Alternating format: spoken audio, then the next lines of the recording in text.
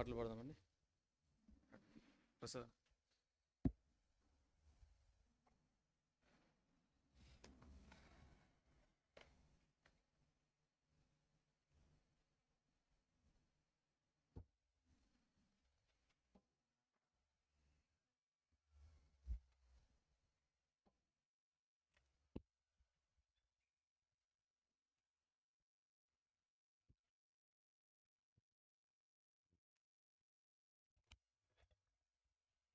పాట సంఖ్య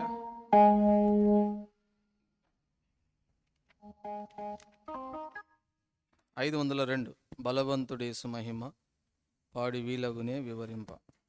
502 పాత పాటల పుస్తకంలో 496.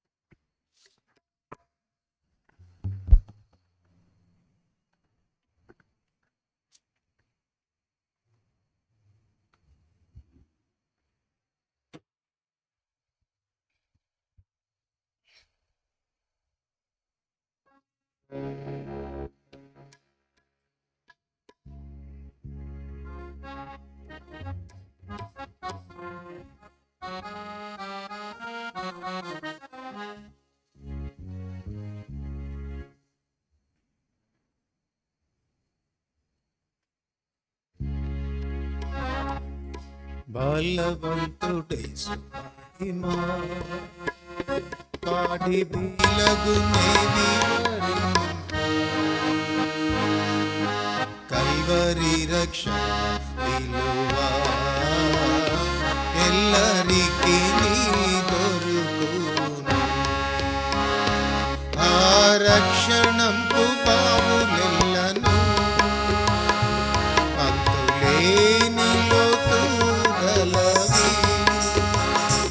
ఆ రక్షణంపు పావులెల్లను అంతులేని లోతు గలవి. ఎండిపోయెన అయినను చేది కొందుమెన్నాడను.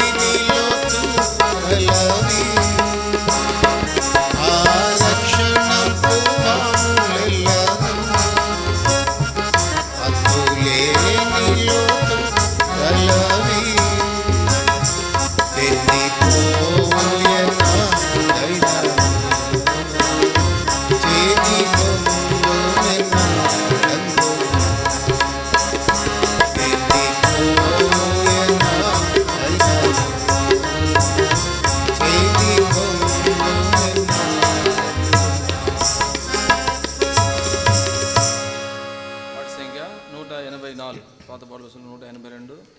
యేసు ప్రభువే సాతాను బలమును జయించెను.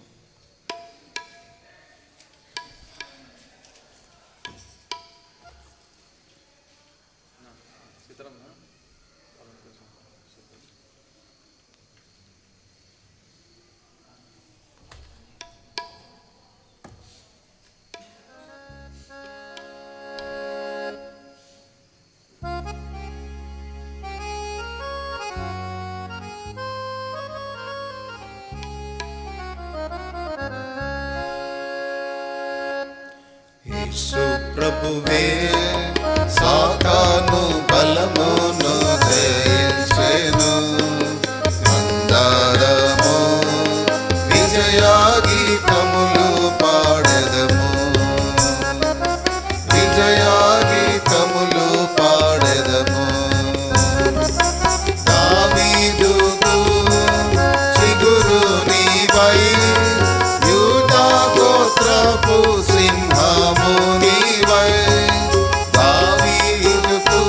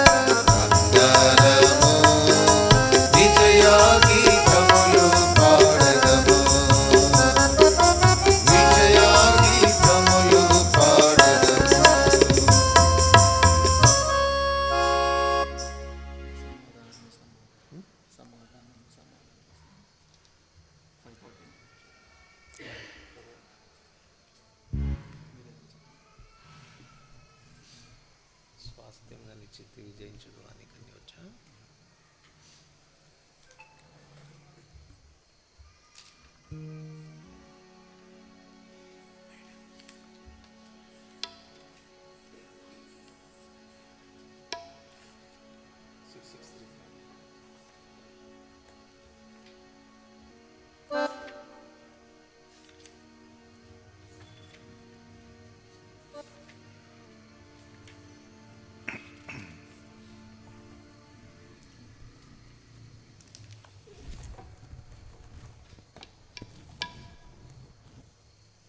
సాంగ్ నెంబర్ 663, పాతపాటల పుస్తకంలో 648. స్వాస్థ్యముగా నిశ్చితివి జయించుడు అని.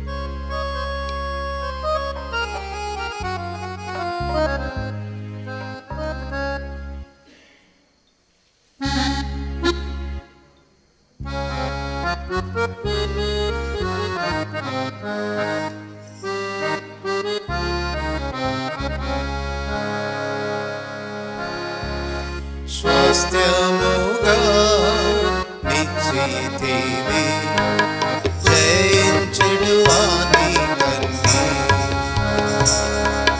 స్వాస్థ్యముగా నిశ్చితివి జయించుడు వాని కన్నీ. నీవే మాకు దేవుడవై ఉన్నావు, నీవే మాకు దేవుడవై ఉన్నావు. మేము నీదు పుత్రులమైతిమి, మేము నీదు పుత్రులమైతిమి. నీ స్వంత రక్తమునిచ్చి, నీ స్వంత రక్తమునిచ్చి కొన్నావు నీ సొత్తుగా, కొన్నావు నీ సొత్తుగా. స్వాస్థ్యముగా నిశ్చితివి జయించుడు వాని కన్నీ. స్వాస్థ్యముగా నిశ్చితివి జయించుడు వాని కన్నీ. నిన్నంగీకరించిన వారలందరినీ, నిన్నంగీకరించిన వారలందరినీ నీ నామమందు నమ్మిన వారిని, నీ నామమందు నమ్మిన వారిని నీ పిల్లలుగాను చేసి, నీ పిల్లలుగాను చేసి అధికారమిచ్చితివి, అధికారమిచ్చితివి. స్వాస్థ్యముగా నిశ్చితివి జయించుడు వాని కన్నీ. స్వాస్థ్యముగా నిశ్చితివి జయించుడు వాని కన్నీ. నీతో కూడా మహిమను పొందుటకు, నీతో కూడా మహిమను పొందుటకు నీ శ్రమలలో పాలు పొందుటచే, నీ శ్రమలలో పాలు పొందుటచే నీతోటి వారసులముగా, నీతోటి వారసులముగా పరిగణింపబడితివి, పరిగణింపబడితివి. స్వాస్థ్యముగా నిశ్చితివి జయించుడు వాని కన్నీ. స్వాస్థ్యముగా నిశ్చితివి జయించుడు వాని కన్నీ. అక్షయమైన నిర్మలమైనదియు, అక్షయమైన నిర్మలమైనది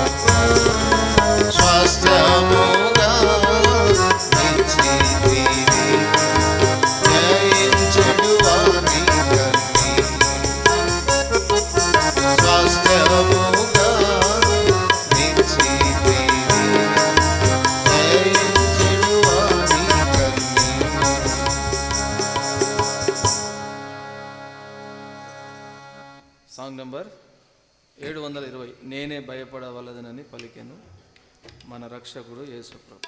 పాత పాఠ పుస్తకంలో 704 720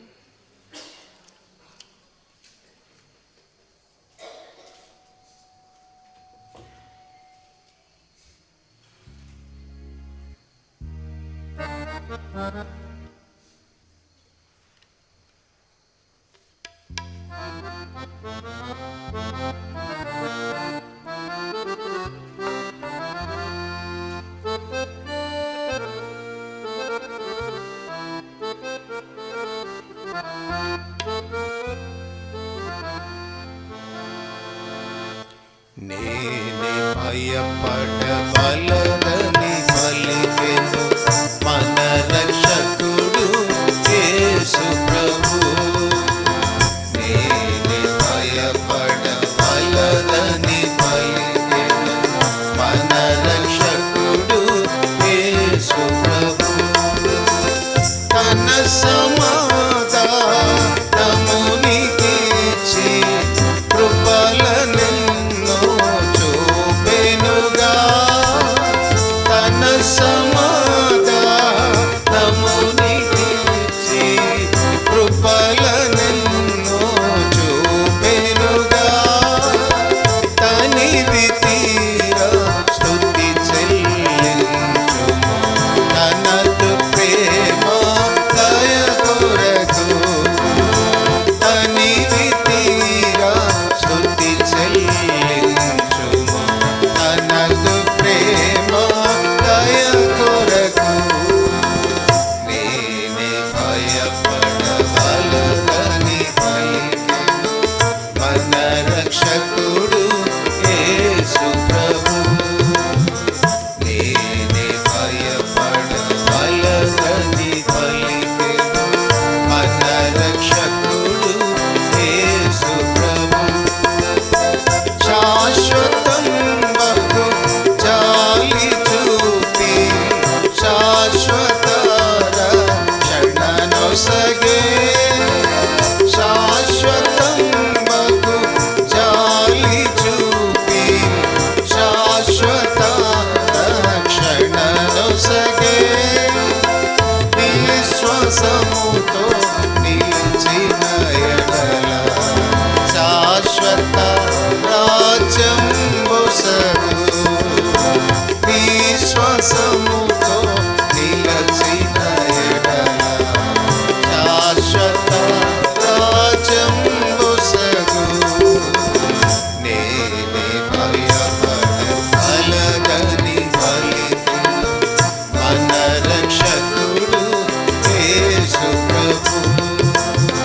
నేనే భయపడవలదని పలికెను మన రక్షకుడు యేసు ప్రభు. నరుడు కాడు దేవుడతడు నరుడు ఆయను నీ కొరకు. నరుడు కాడు దేవుడతడు నరుడు ఆయను నీ కొరకు. కరుణతో నిన్ను రక్షించుటకు సర్వమిచ్చెను శ్రీ యేసు. కరుణతో నిన్ను రక్షించుటకు సర్వమిచ్చెను శ్రీ యేసు. నేనే భయపడవలదని పలికెను మన రక్షకుడు యేసు ప్రభు. నేనే భయపడవలదని పలికెను మన రక్షకుడు యేసు ప్రభు. మరణించెను ప్రభుని కొరకే తిరిగి లేచెను కాపాడన్. మరణించెను ప్రభుని కొరకే తిరిగి లేచెను కాపాడన్. త్వరగా వచ్చును కనిపెట్టుము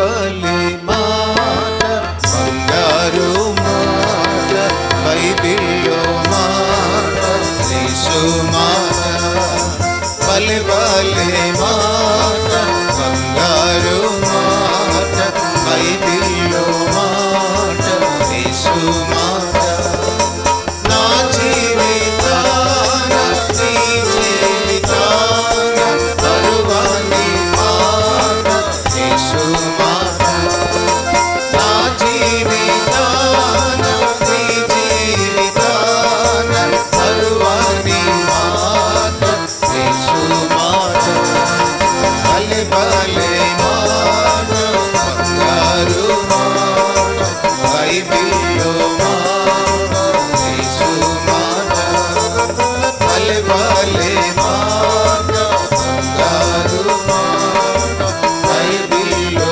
మాట యేసు మాట. దేవుని వాక్యం విందాం.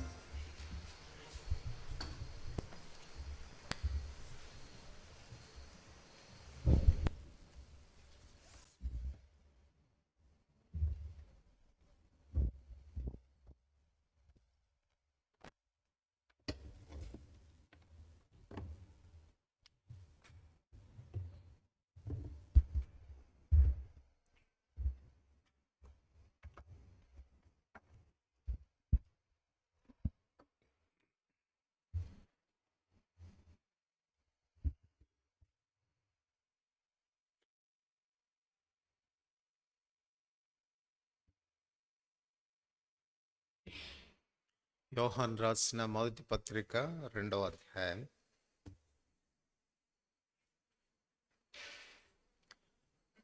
28వ వచనం అందరం కలిసి చదువుకుంటాం. యోహాన్ రాసిన మొదటి పత్రిక 2వ అధ్యాయం 28వ వచనం. క్రింద కూర్చోగలిగితే ముందుకు రండి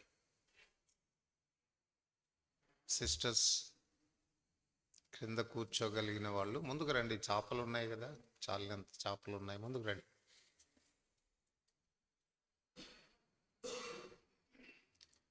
యోహాన్ రాసిన మొదటి పత్రిక 2వ అధ్యాయం 28వ వచనం అందరం కలిసి చదువుకుంటాం. కాబట్టి చిన్నపిల్లలారా, ఆయన ప్రత్యక్షమగునప్పుడు ఆయన రాకడేందు మనము ఆయన ఎదుట సిగ్గుపడక ధైర్యం కలిగి ఉండునట్లు మీరు ఆయన యందు నిలిచి ఉండుడి. ప్రార్థన చేసుకుంటాం. ప్రేమగల తండ్రి, యేసుప్రభు వారి శ్రేష్టమైన నామమున ఈ రాత్రివేళ మరొకసారి మీ పాద సాన్నిధ్యంలో కనబడడానికి మీరు ఇస్తున్న ఆధిక్యతను బట్టి వన్నములు.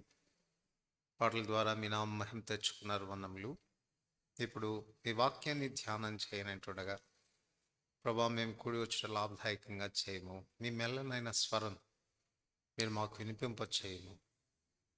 ఆత్మీయమైన సత్యాలు గ్రహించినట్లు మా మనోనేత్రములు వెలిగించు. మేము కూడి వచ్చేటట్లు లాభదాయకంగా చేయము. మాలో ఎవరము ఖాళీగా తిరిగి వెళ్ళకుందము గాక.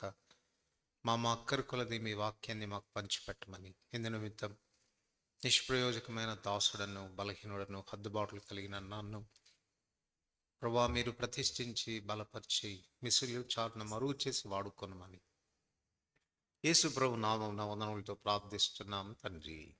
ఆమేన్. చదువుకున్న ఈ లేఖన భాగంపై దేవుడు తన ఆశీర్వాదం ఉంచి చేరి వచ్చిన మనందరితో కూడా ప్రభు మాట్లాడినగా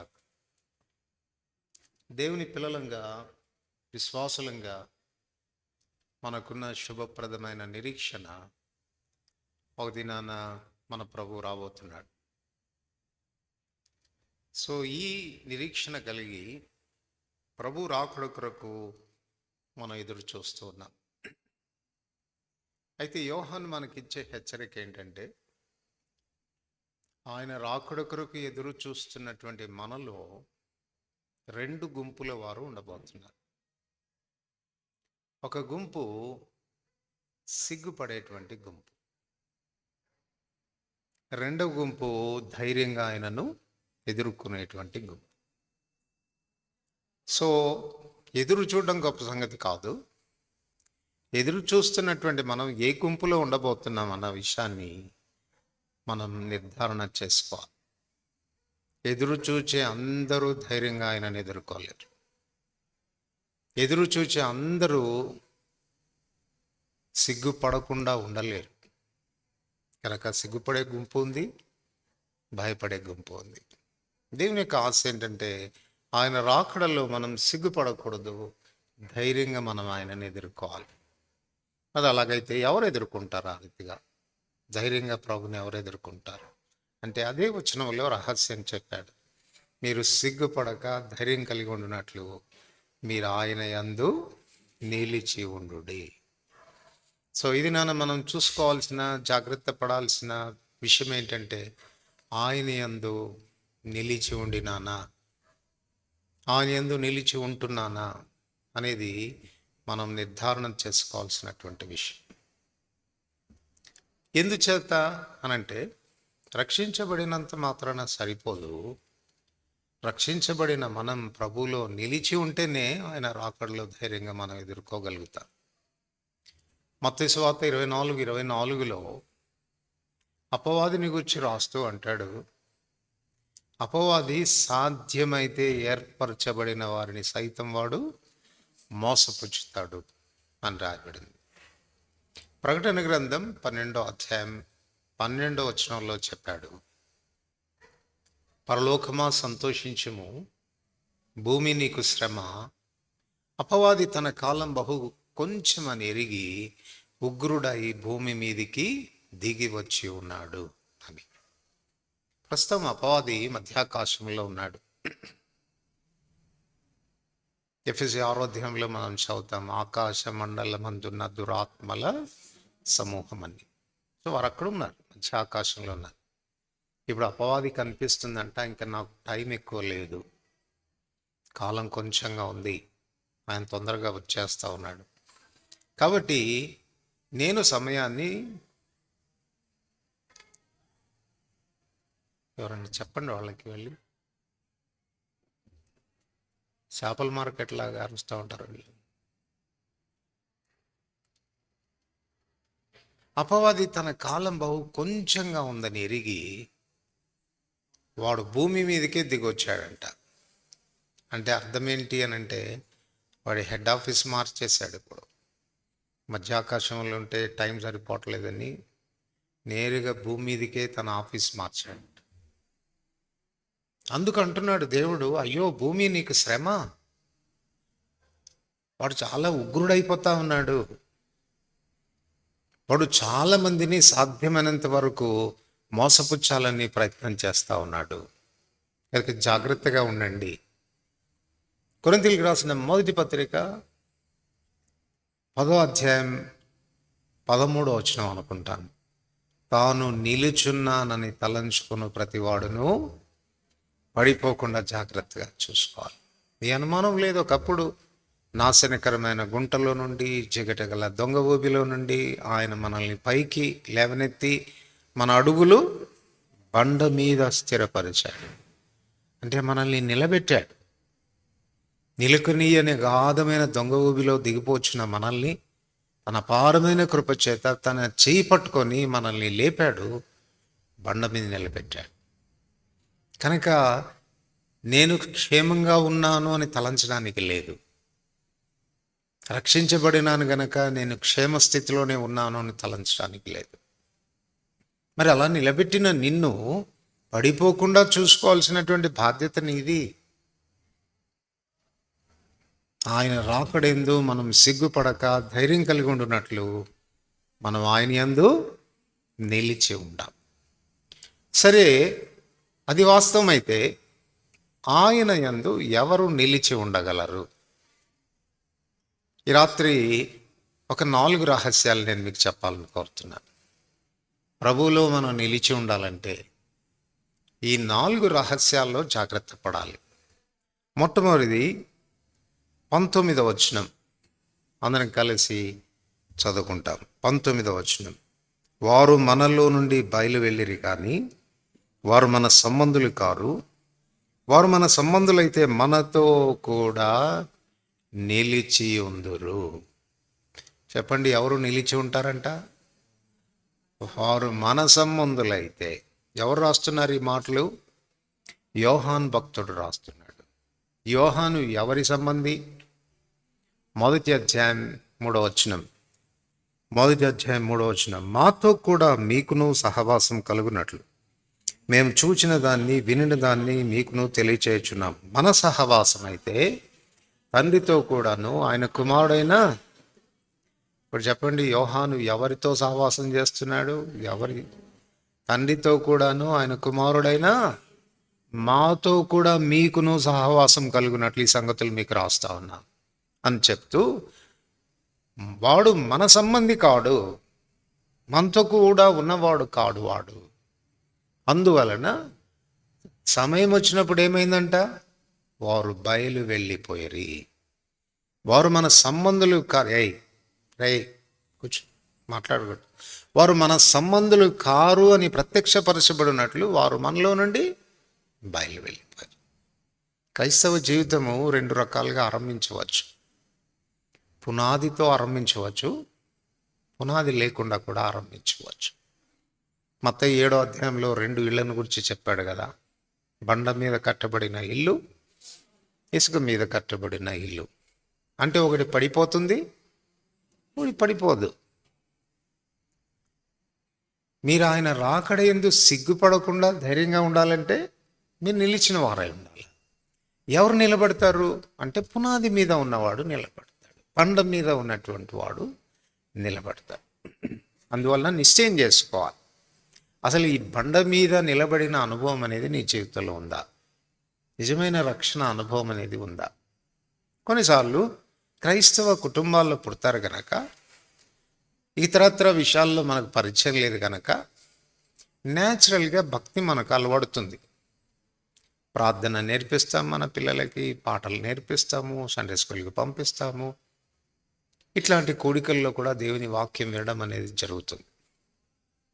న్యాచురల్గా ఈ ఆత్మ సంబంధమైనటువంటి విషయాలకు మన పిల్లలు అలవాటు అయిపోతారు. పెద్దవాళ్ళు కూడా అలవాటు అయిపోయి కొంతకాలానికి ఏమనుకుంటారంటే నేను దేవుని బిడ్డను అన్నటువంటి భ్రమలోనికి వచ్చేస్తారు. వాస్తవానికి వాళ్ళ జీవితంలో రక్షణ కార్యం అనేది జరిగి ఉండదు. అన్నీ వచ్చు, పాటలు వచ్చు, ప్రార్థన వచ్చు, సేవ కూడా చేయవచ్చు. రక్షణ లేని విశ్వాసులు ఉంటారంట, రక్షణ లేని సంఘ పెద్దలు ఉంటారంట, రక్షణ లేని సేవకులు కూడా ఉంటారంట. మీకు అర్థమవుతుందా? సో ప్రతి మనుషుడు తన రక్షణ విషయంలో నిశ్చయత చేసుకోవాలి. ఒకవేళ నువ్వు నిజంగా రక్షించబడిన వాడవు కాకపోతే నువ్వు ఆయన సంబంధివి కాదు. ప్రభు తన వారిని ఎరుగును.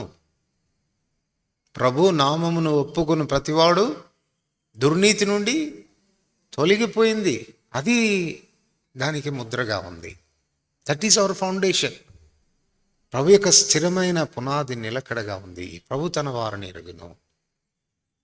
సో నిజంగా దుర్నీతి నుండి తొలగిపోయిన అనుభవం, రక్షణ అనుభవం అనేది మన జీవితాల్లో లేకుండానే నేను రక్షించబడ్డాను అన్న భ్రమలో బ్రతికేటువంటి వాళ్ళకున్న ప్రమాదం ఏంటంటే ఒక దినం వస్తుంది, ఆ దినాన్ని ఎవరు నిన్ను తరిమివేయరు, నీ అంతటా నువ్వే బయలువెళ్ళిపోతావు. ఎవరు పంపించారు నిన్ను? ఉండలేవు నువ్వు అక్కడ, బయలువెళ్ళిపోతావు. యోహాను సువార్త 17వ అధ్యాయం. యోహాను సువార్త 17వ అధ్యాయం 12వ వచనం. అందరు కలిసి చదువుకుంటాను. యోహాను సువార్త 17వ అధ్యాయం 12వ వచనం. నేను వారి యొద్ద ఉండగా నీవు నాకు అనుగ్రహించిన వారిని నీ నామమందు కాపాడి తిని నేను వారిని భద్రపరిచితిని గనుక లేఖనం నెరవేరినట్లు నాశన పుత్రుడు తప్ప వారిలో మరి ఎవడును. తండ్రికి రిపోర్ట్ ఇస్తూ చెప్తున్నాడు యేసు ప్రభువారు, నేను భూమి మీద ఉండగా నీవు నాకు అనుగ్రహించావు, వాళ్ళు నా వారైనారు, వాళ్ళను నీ నామమందు నేను కాపాడాను, నేను భద్రపరిచాను. అందువలన లేఖనం నెరవేరునట్లు ఒక నాశన పుత్రుడు తప్ప వారిలో ఎవరు నశింపలేదు అంటున్నాడు. నాశన పుత్రుడు ఎవరు అమ్మా? ఇస్కరేతు యూదా. మరి వాడు అపోస్తలులో ఒక్కడు కదా. కానీ విచారం ఏంటంటే వాడు కాడు, కానీ అపోస్తలుడుగా ఎంచబడ్డాడు. ఒకరోజు వచ్చింది, హెచ్చరిక చేస్తూనే ఉన్నాడు ప్రభు, మీలో ఒకడు నన్ను అప్పగిస్తాడు, మీలో ఒకడు నన్ను అప్పగిస్తాడంటే వీడు సర్దుకొని పోతానే ఉన్నాడు కానీ సరి చేసుకోవట్లేదు. ఓ దినం వచ్చింది, ప్రభు రొట్టె విరిచి వానికి ఒక ముక్క ఇస్తే వానిలోనికి సాతాను ప్రవేశించాడంట. వాడు వెళ్ళిపోయాడు బయటికి. ఎవరు పంపించేశారు వాడిని? వాడు మన సంబంధి కాడు అని బయలుపరచబడినట్లు వాడు మనలో నుండి. వీళ్ళందరూ అనుకుంటున్నారు పస్కా వస్తుంది కదా, ఏమైనా సిద్ధం చేయడానికి సరుకులు ఏమైనా కొనుక్కొని రమ్మని చెప్పాడేమో ఈయన. డబ్బు సంచి వాళ్ళ దగ్గరే కదా ఉండేది, అందుకే బహుశా వాడు పోయింటాడు అని అనుకుంటున్నారు. కానీ వీడు పోయింది సరుకులు కొనడానికి కాదు, ప్రధాన యాజకుల దగ్గరికి వెళ్ళాడు. నేను అప్పగిస్తే ఏమిస్తారు మీరు అని బేరమాడడానికి అక్కడికి వెళ్ళాడు. ఇది మనకు చాలా తీవ్రమైన పాఠాన్ని నేర్పిస్తుంది. మన రక్షణ విషయంలో మనకు నిశ్చయత లేకపోతే, నేను నిజంగా రక్షించబడ్డాను, ఫలానా దినాన నా పాపం విషయంలో పశ్చాత్తాపడ్డాను, ప్రభు చెంతకు వచ్చాను, ఆయన చేత నీతిగా తీర్చబడ్డానికి నేను ఆయన అర్థించాను, ఆ దినాన ప్రభు నా పాపాలు క్షమించాడు, నన్ను నీతిగా తీర్చాడు అన్న విషయాన్ని నిర్ధారణగా నువ్వు చెప్పలేకపోతే, అది నిర్ధారించుకోకుండానే నువ్వు క్రైస్తవ జీవితాన్ని కొనసాగిస్తూ వస్తే, ఒక దినం వస్తుందంట, ఆ దినాన్ని ఎవరు నిన్ను పంపించారు, నీ అంతటా నువ్వే వెళ్ళిపోతావు. ఒకవేళ ఆయన సంబంధులమైతే ఎందుకు నిల్చుంటాం అనంటే, మనల్ని కాపాడే బాధ్యత ఎవరు తీసుకుంటారు చెప్పండి? మనల్ని కాపాడే బాధ్యత ఎవరు తీసుకుంటారు? నీవు నాకు అనుగ్రహించిన వారిని నేను నీ నామమందు కాపాడితిని, నేను వారిని భద్రపరిచితిని.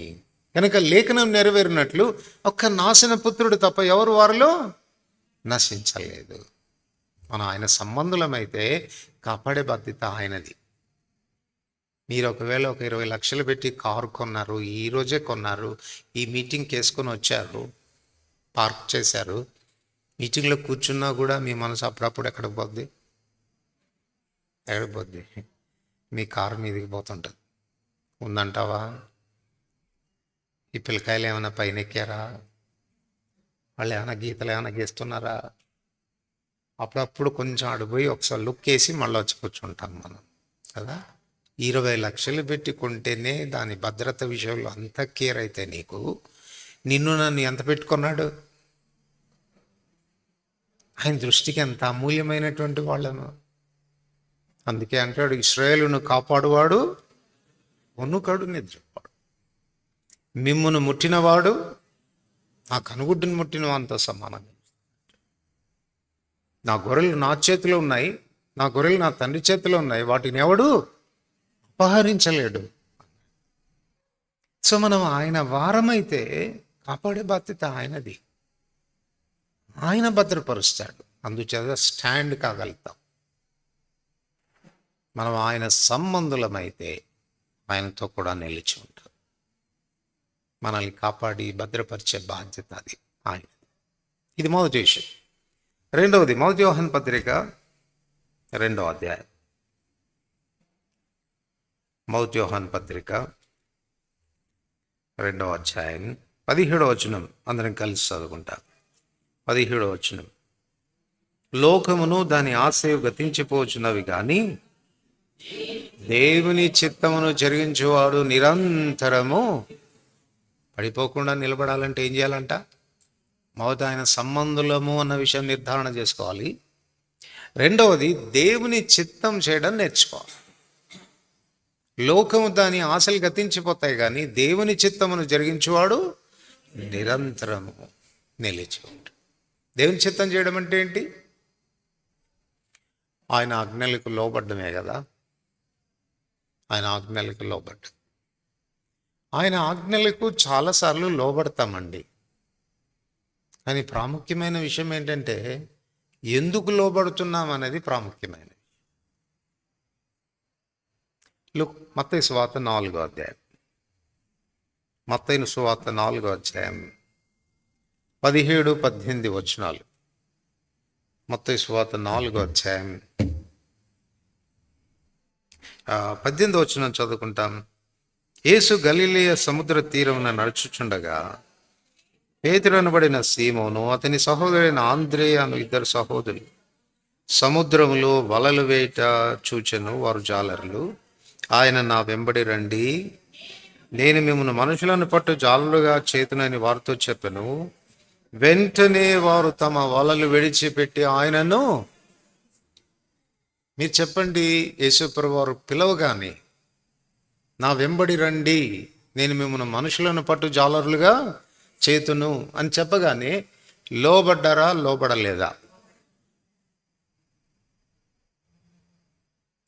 వెంటనే లోబడ్డారు కదా. అయితే ప్రశ్న ఏంటంటే, ఎందుకు లోబడ్డారు? చెప్తారా మీరు ఎందుకు లోబడ్డారో? మిమ్మల్ని అడగడం కూడా ధర్మం కాదు కదా, ఎందుకంటే వాళ్ళని అడగాల. ఎవరిని? పేతురును ఆంద్రేయని అడగాలి. ఏంటయ్యా ఆ రోజు యేసయ్య పిలవగానే వలలు కూడా విడిచిపెట్టి వెంటనే ఆయన వెంబడి వెళ్ళారు, ఎందుకంత విధేయత చూపించారు వెంటనే అంటే? పేతురు ఏం జవాబు చెప్తాడు చూడండి. 19వ అధ్యాయం మత్తయి సువార్త 27వ వచనం. 19వ అధ్యాయం 27వ వచనం. పేతురు, ఇదిగో మేము సమస్తమును విడిచిపెట్టి నిన్ను వెంబడించితిమి గనక మాకేమి దొరుకునని. ఇప్పుడు చెప్పండి, ఎందుకు వెంబడించాడంట? చాలామంది విశ్వాసులు ఎందుకు యేసయ్య మాట వింటారు అని అంటే, ఏమైనా దొరుకుతుందేమో అని. They expect something from him. ఒకవేళ అది దొరకలేదనుకో, పడిపోతాం. దొరకలేదంటే అభ్యంతర పడతారు. ఆయన ఏదో గొప్ప దేవుడు అనుకున్నాము, ఏదేదో చేసేస్తాడు అనుకున్నాము, ఏమి చేయలేదు, ఆశించింది దొరకట్లేదు మాకు అని అభ్యంతరపడేటువంటి ఆస్కారం. దేవుని చిత్తమును జరిగించేవాడు నిరంతరం నిలుస్తాడు. మరి ఎట్లా చేయాలి ఆయన చిత్తం? ఆశించి కాదు. కొన్నిసార్లు హెబ్రీయులకు రాసిన పత్రిక 12వ అధ్యాయం 7వ వచనం. హెబ్రీయులకు రాసిన పత్రిక 12వ అధ్యాయం 7వ వచనం. శిక్షాఫలము పొందుటకై మీరు సహించుచున్నారు, దేవుడు కుమారులనుగా మిమ్మల్ని చూచున్నాడు, తండ్రి శిక్షింపని కుమారుడెవడు? ఆయన మన తండ్రి అంట, మనం ఆయన పిల్లలమంట. లోబడకపోతే ఏం చేస్తాడు? అందుకు లోబడతాం. ఆశించి లోబడతాము, భయపడి లోబడతాం. ప్రభు భాగం ప్రభుకి ఇవ్వకపోతే ఏం చేస్తాడో ఏమో, ఎందుకు వచ్చిన గొడవ ఇచ్చేద్దాం. దేవునింటికి క్రమంగా పోకపోతే ఏం చేస్తాడో ఏమో, పోదాం. భయంతో కాదు చేయాల్సింది, ఆశించి కాదు లోబడాల్సింది. మరి ఎలా లోబడాలి? యోహాను సువార్త 14వ అధ్యాయం. యోహాను సువార్త 14వ అధ్యాయం 23వ వచనం. అందరూ కలిసి చదువుతారు. యేసు, ఒకడు నన్ను ప్రేమించిన ఎడలా, చాలు. ఏం చేయాలంటండి? మాట గైకొనాలి. ఎప్పుడు గైకొంటాం? ప్రేమించిన ఎడల అంటే ప్రేమించి గైకొనాలి. ఆశించి గైకొనడం కాదు, భయపడి గైకొనడం కాదు, ప్రేమించి గైకొనాలి. అది దేవుడు కోరి. మొదటి యోహాను పత్రిక 4:19 అంటాడు, ఆయనే మొదట మనలను ప్రేమించను గనక మనం ఆయన్ని ప్రేమిస్తున్నాం. నువ్వు నిజంగా ఆయన చేత ప్రేమించబడినటువంటి ఆ విషయం నీ గమనంలో ఉంటే నువ్వు కూడా ఆయనను ప్రేమించడం ప్రారంభిస్తావు. 2 కొరింథీ 5:14 అపోస్తలుడైన పౌలు అంటాడు, క్రీస్తు ప్రేమ మమ్మును బలవంతం చేయించున్నది. దేని కొరకు బలవంతం చేస్తుంది అంటే, జీవించు వారు ఇక మీదట తమ కొరకు కాక తమ కొరకు ప్రాణం పెట్టి తిరిగి లేచినా వాని కొరకే జీవించాలని, ఆయన సేవనే చేయాలని, ఆయనకే మేము లోబడాలని బలవంత పెట్టబడుతున్నాం మేము. ఆ ప్రేమ మమ్మను బలవంతం చేస్తాం. సో దేవుని చిత్తం చేయడం గొప్ప సంగతి కాదు. దేవుని చిత్తం ఏ ఉద్దేశంతో చేస్తున్నావు? భయపడి చేస్తున్నావా? ఆశించి చేస్తున్నావా? ప్రేమించి చేస్తున్నావా? పూర్వపు దినాల్లో బానిస బజార్లు ఉండేవి. ఆ బానిస బజారుల్లో మనుషులను అమ్మడం కొనడం జరుగుతుంటాయి. ఒకసారి ఒక యజమానుడు ఆ బానిస బజారు గుండా పోతూ ఒక చక్కటి దృఢకాయుడైన అందంగా ఉన్న యవనస్తుని చూశాడట. వాడు ఏ కారణాన్ని బట్టి బానిస అయ్యాడో తెలియదు.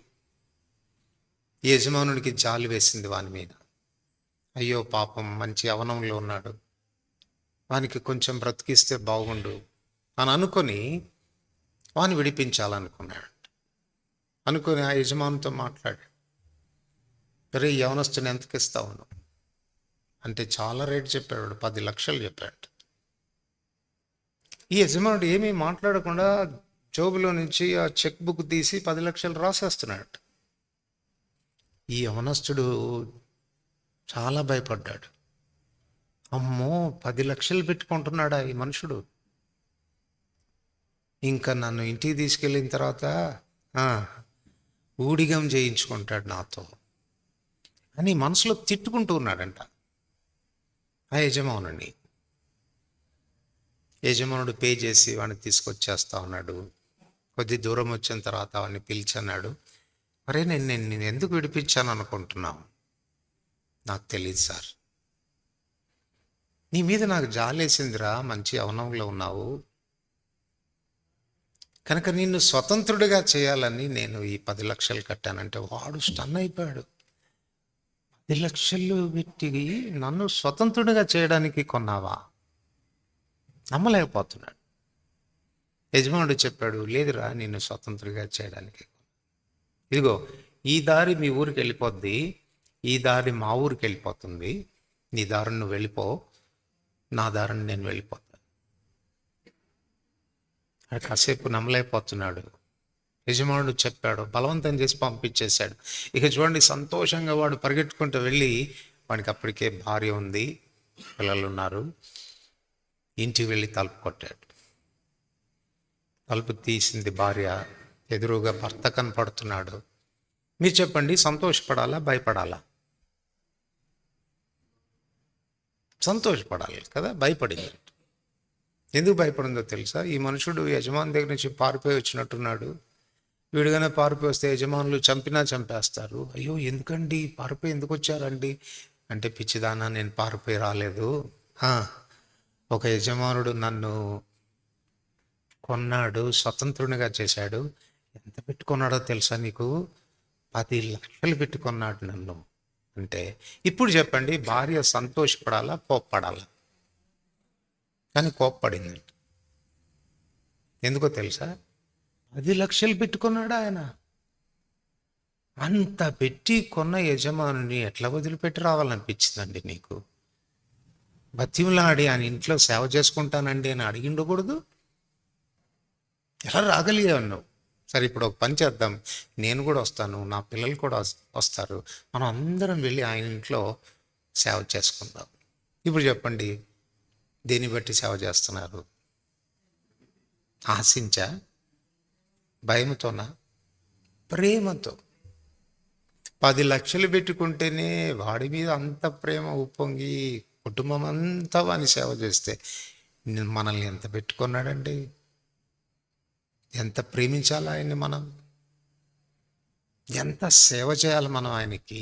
మన కృతజ్ఞతా భావాన్ని ఎంత వ్యక్తపరచాల్సి? సో దేవుని చిత్తమును జరిగించేవాడు నిరంతరము నిలుస్తాడు. 3వ విషయం, మొదటి యోహాను పత్రిక 2వ అధ్యాయం. మొదటి యోహాను పత్రిక 2వ అధ్యాయం 24వ వచనం కలిసి చదువుకుంటారు. అయితే మీరు మొదటి నుండి దేనిని వింటురో అది మీలో నిలవనీయుడి. మీరు మొదటి నుండి విననిది మీలో నిలిచిన ఎడల మీరు కూడా కుమారుని యందును తండ్రి యందును నిలుతురు. మనం తండ్రి యందు, ఆయన కుమారుడైన యేసు ప్రభునందు మనం నిలిచి ఉండాలంటే మీరు మొదటి నుండి దేనిని వింటిరో అది మీలో నిలవనీయుడి. సో దేవుని వాక్యం మనం వినడం మాత్రమే కాదు, ఏం చేయాలంటే మన హృదయంలో స్టోర్ చేసుకోవాలి, అది నిలబడాలి. ఎందుకనంటే దేవుని వాక్యము ఆహారం లాంటిది. మనుషుడు రొట్టె వలన మాత్రం కాదు కానీ దేవుని నోటి నుండి వచ్చే ప్రతి మాట వలన జీవిస్తాడు. కొంతమందికి పాపం తింటారు కానీ వంట పట్టదు, సిస్టమ్ సరిగా ఉండదు, తినగానే విరోచనాలు అయిపోతాయి. ఆశపడి తింటారు, ఇంత తింటారు కానీ పాపం పొట్టలో నిలబడదు. అందువలన ఎప్పుడు బలహీనంగానే ఉంటారు. ఇప్పుడు అది వాస్తవం అయితే మనలో ఎంతమంది డయేరియా విశ్వాసులు ఉన్నారు? డయేరియా విశ్వాసులు ఎంతమంది ఉన్నారు? వాక్యం వింటాం కానీ ఒక్క ముక్క నిలబడదు లోపల. ఎట్లా వస్తుంది శక్తి నిలబడ్డానికి? తీసుకున్న ఆహారం జీర్ణమైతే కదా, అది శక్తిగా మార్చబడితే కదా నువ్వు నిలబడ్డానికి అవసరమైన శక్తిని అది ప్రసాదిస్తే కదా నువ్వు నిలబడేది. పోయిన ఆదివారం ఫైనల్ మెసేజ్ ఏం చెప్పారో చెప్తారా? చెప్పలేం మనం, ఎందుకంటే నిలబడదుగా. పోయిన ఆదివారం వాక్యమే నిలబడకపోతే మొదటి నుండి మీరు ఏది వింటారో అది ఏం నిలబడుతుంది చెప్పండి? సో ఇది అభ్యాసం చేసుకోవాలి. విన్న వాక్యాన్ని మరొకసారి జ్ఞాపకం చేసుకొని ఇంటికి వెళ్ళి, అరే మార్నింగ్ ఏం చెప్పారు, ఒకసారి మళ్ళీ తలపోసుకొని, అట్లా తలపోసుకుంటే మానసిక శాస్త్రవేత్తలు ఏం చెప్తారంటే, స్కూల్స్లో 45 minutes ఒక్కొక్క తరగతి ఉంటుంది కదా, ఆ తరగతిలో టీచర్ చెప్పిన పాఠం విదిన్ 24 hours మళ్ళా స్టూడెంట్ జ్ఞాపకం చేసుకోకపోతే విన్న సబ్జెక్ట్లో 75% మైండ్లో నుంచి ఎరేజ్ అయిపోతుందండి. మీకు అర్థమవుతుందా? విన్న లెసన్లో 75% ఎరేజ్ అయిపోతుంది. ఒకవేళ 48 hours నువ్వు జ్ఞాపకం చేసుకోకపోతే మిగిలిన 25%లో మళ్ళీ 75% మైనస్ అయిపోతుంది.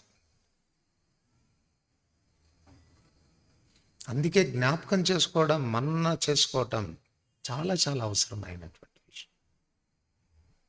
అతడు సాతానుడు దేవుని వాక్యం మన లోపలికి ప్రవేశించకుండానే చాలా ప్రయత్నాలు చేస్తాడు. అర్థమవుతుంది? చదవండి, తొందరగా చదవండి. కీర్తన 58:3 త్వరగా ఎవరైనా చదివి పెట్టాలా? 58వ కీర్తన 3 తల్లి కడుపున పుట్టినది మొదలుకొని 5వ చదవండి. మాంత్రికులు ఎంత నేర్పుగా మంత్రించినను వారి స్వరము తనకు వినపడకుండానట్లు చెవి మూసుకొని నట్టి. ఏ పాములు అంటే ఇవి? ఈ చెవిటి పాములకి మంత్రం పనిచేయదు. మాంత్రికుడు ఎంత నేర్పుగా మంత్రించిన, ఇప్పుడు మాలాంటి మాంత్రికులు ఎంత నేర్పుగా చెప్పినా ఈ పాములకు మంత్రం పనిచేయదు. ఎందుకు? ఏం పాములయ్యి? చెవిటి పాములు. వింటున్నట్టుగానే కళ్ళప్పగించి చూసి వింటూ ఉంటారు, కానీ ఒక మాట అయినా లోపలికి పోదు, మంత్రం పనిచేయదు. ఎందుకంటే చెవిటి పాములు కదా, లోపలికి ఏం పోదు. Body present. మత్తయి సువార్త 13:15 మధ్య భాగంలో ఉంటుంది.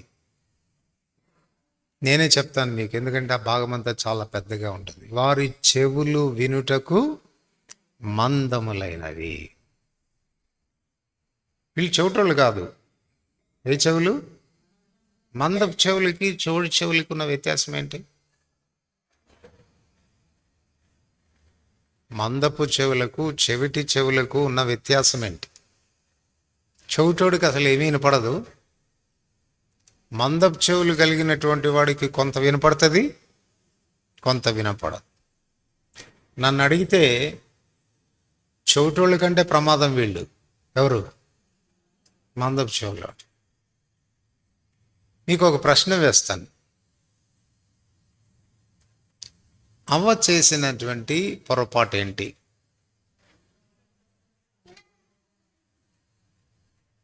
తినద్దన్న పండు తిన్నది. నీ బుర్రకు ఆనది లేరా? కొంచెం కూర్చో.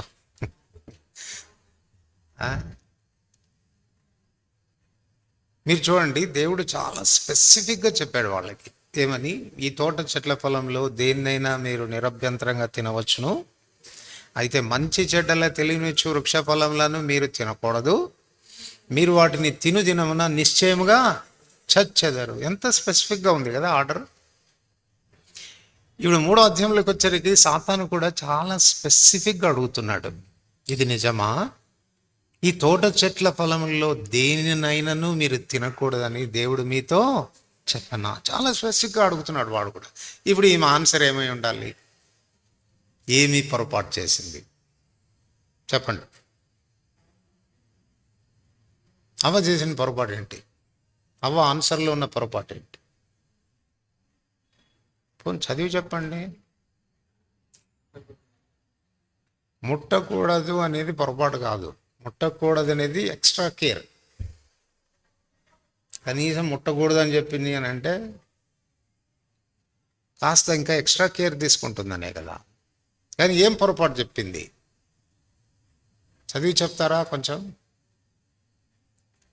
సరే, మీ కాలాన్ని వృధా చేయడం ఎందుకు, నేనే చెప్తాను. తోట మధ్యలో ఉన్న చెట్టు ఫలములను గూర్చి అనింది. దాంట్లో ఏం తప్పు ఉందని అంటారేమో. చదవండి, 2వ అధ్యాయం 17వ వచనం.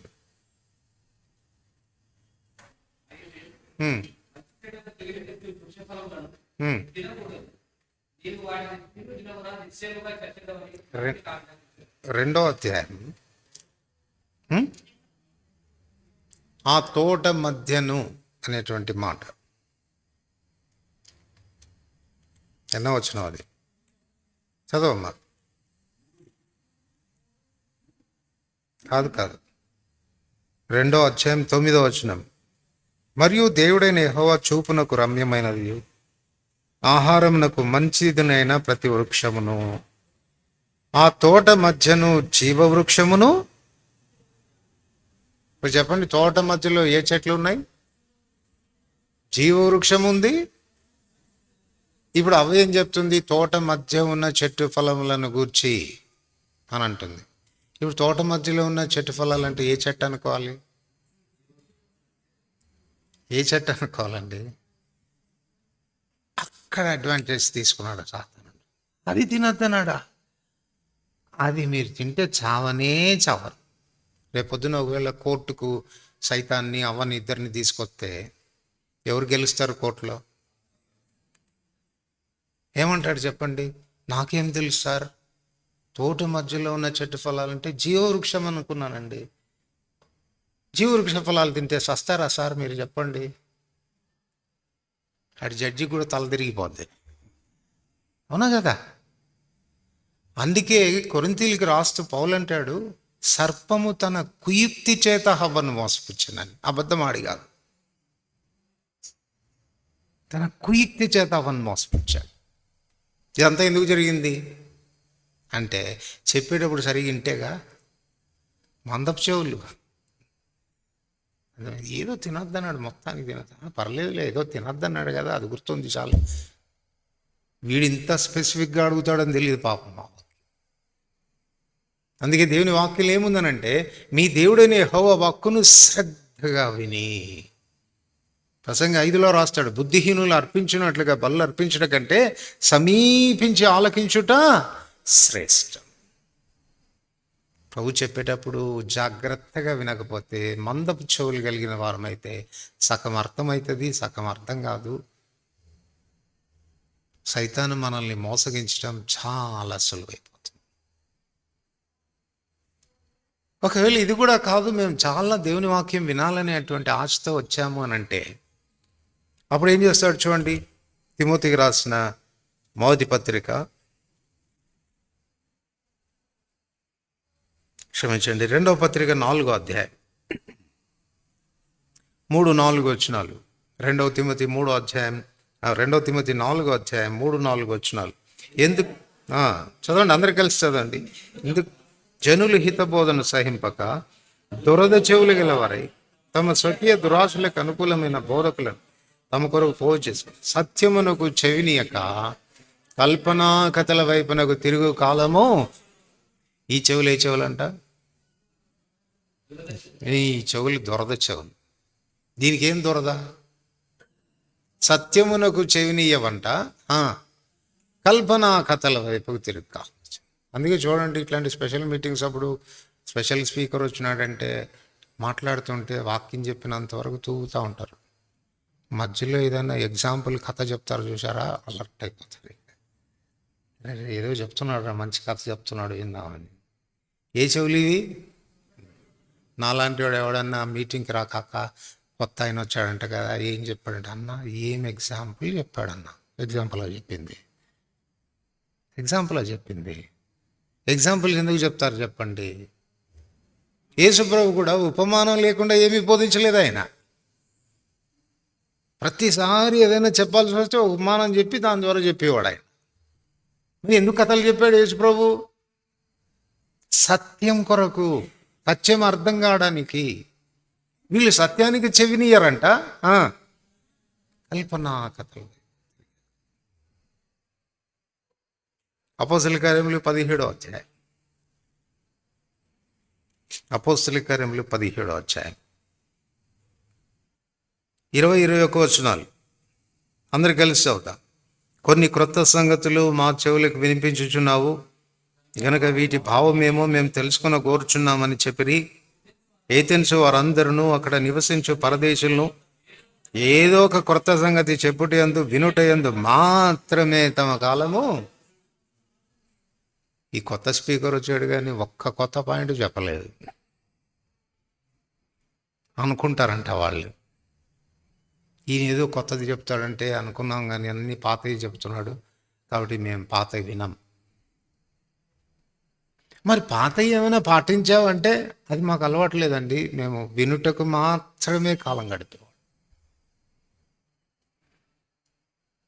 ఇవన్నీ కూడా సాతాను యొక్క ట్రిక్స్. ఇవి వాడికి తెలుసు. ఏంటనంటే వాక్యం నీ చెవుల్లో పడింది అనంటే, నీ హృదయంలో నీకు పోయింది అనంటే నిన్ను కూలదోయడం వాడికి చాలా కష్టం. యవనస్తులారా, మీరు బలవంతులు, దేవుని వాక్యం మీ యందు నిలిచి ఉన్నది, మీరు దుష్టుని జయించున్నారు కనుక మీకు రాస్తా ఉన్నాను. యవనస్తులు అంటే బలవంతులు అని అర్థం.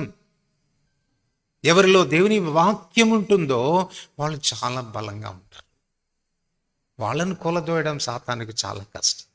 అట్లాంటి వాళ్ళు చాలా స్థిరంగా ఉంటారు. అందుకే రాస్తున్నాడు, మొదటి నుండి మీరు దేనిని వింటిరో అది మీలో నిలిచి ఉన్న ఎడల మీరు కుమారుని యందును తండ్రి యందును నిలిచి ఉంటారు.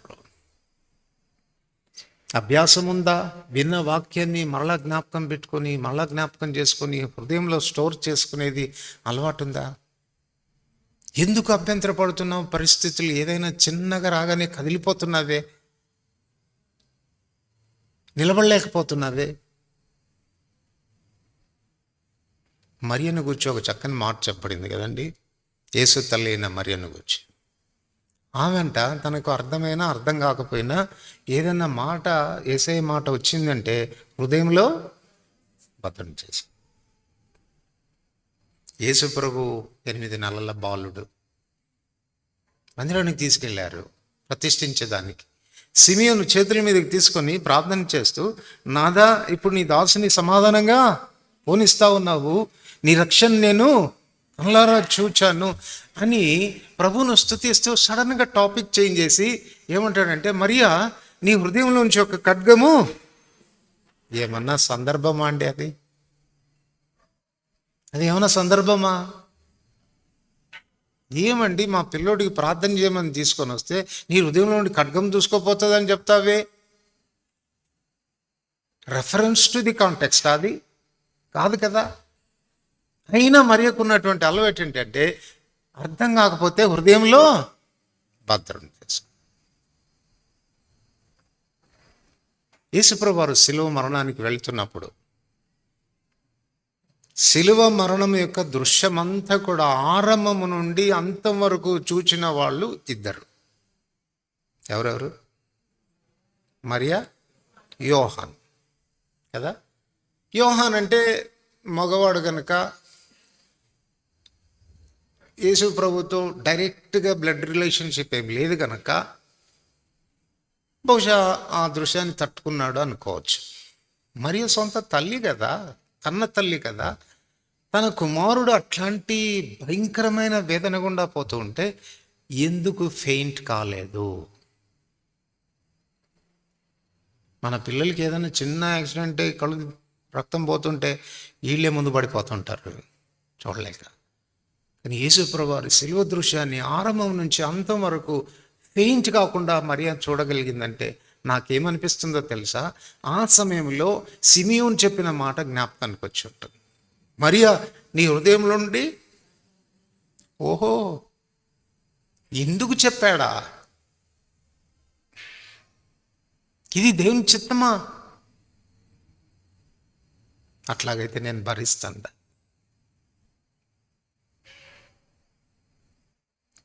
చాలా పర్యాలు మన జీవితాల్లో జరిగేటువంటి దుర్ఘటనల్లో అభ్యంతరపడడానికి కారణం ఏంటి అనంటే వాక్యము నిలిచి ఉండలేదు మన హృదయంలో. పరిశుద్ధాత్మ దేవుడికి ఒక టైటిల్ ఉంది, ఆయన జ్ఞాపకకర్త. నేనేమేమి బోధించానో అవన్నీ మీకు జ్ఞాపకం చేస్తాడు అని చెప్పాడు ప్రభు. Is the remainder. చూడండి, మన కంప్యూటర్స్లో డేటా ఫీడ్ చేస్తాం. మనం కంప్యూటర్లో ఏ ఫోల్డర్లో పెడతామో, ఏ ఫైల్లో పెడతామో కొన్నిసార్లు మర్చిపోతాం. మనకు అవసరమవుతుంది కొన్నిసార్లు. అప్పుడు ఏం చేస్తాం చెప్పండి? ఫోల్డర్ మనకు తెలియకపోతే, ఫైల్ తెలియకపోతే ఏం చేస్తాం? సెర్చ్ కొడతాం కదా. ఆ సెర్చ్ కొట్టగానే ఆ కుక్క పిల్ల పరిగెడుతుంది. పరిగెట్టి పరిగెట్టి పరిగెట్టి మొత్తం అంతా కంప్యూటర్ అంతా వెతికి లాక్కొచ్చిదిగా పలానా చోట ఉంది అని చెప్తుంది. ఒకవేళ మనం డేటా ఫీడ్ చేయలేదు కానీ సెర్చ్ చేశాం, ఏమంటుంది చెప్పండి? Such word is not found in your computer అంట. అంటే అట్లాంటిది ఏమీ లేదు బాబు అంట. ఇప్పుడు మనం గాన దేవుని వాక్యాన్ని ఫీడ్ చేసుకోకపోతే పరిశుద్ధాత్మ దేవుడు కూడా ఏం జ్ఞాపకం చేయలేడు నీకు. ఆయన కూడా అంటాడు, such word is not found in your heart. లేదు, ఒకవేళ ఆల్రెడీ ఫీడ్ చేసుకున్నాము, విన్న వాక్యాన్ని భద్రపరుచుకున్నాము, స్టోర్ చేసుకున్నాము, పరిశుద్ధాత్మ దేవుడు ఫ్లాష్ లాగా బయటికి తీసుకొచ్చి, ఆ రోజు ఏం తిన్నావు నువ్వు? ఈ మాట వినలేదా? ఇప్పుడు ఎందుకు అంత బాధపడుతున్నావు? నీకెందుకు అభ్యంతరపడుతున్నావు?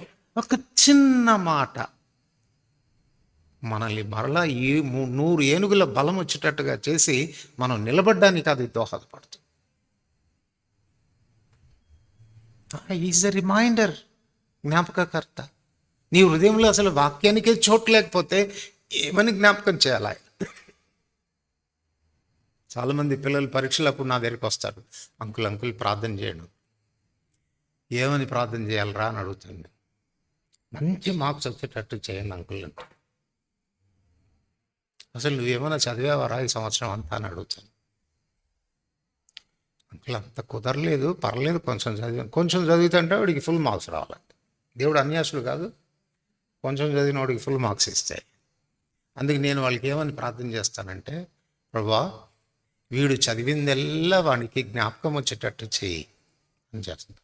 వాడు చదివాడు పాపం, వాడికి మతిమరుపు ఎక్కువ, హెల్ప్ హిమ్, జ్ఞాపకం వచ్చేటట్టు చెయ్యి. అది చేస్తాడు కానీ నువ్వేమో సరిగా చదవకుండా ఫుల్ మార్క్స్ రావాలంటే ఎట్టు వస్తాయి నీకు? అట్లాగనే దేవుని వాక్యాన్ని ఎంత స్టోర్ చేసుకుంటామో పరిశుద్ధాత్మ దేవుడు అంత హెల్ప్ చేస్తూ ఉంటాడు, నీకు రిమైండ్ చేస్తూ ఉంటాడు. నీ హృదయంలో దాచబడి ఏ మూలనో ఎప్పుడో విన్న సంగతులు జ్ఞాపకాన్ని చేసి ధైర్యాన్ని పుట్టిస్తూ ఉంటాడు, స్టాండ్ అయ్యేటట్టుగా చేస్తాడు. అట్లాంటి వాళ్ళు ఎట్లాంటి పరిస్థితుల్లో అయినా తట్టుకొని నిలబడతారు. మొదటి యోహాను పత్రిక 2వ అధ్యాయం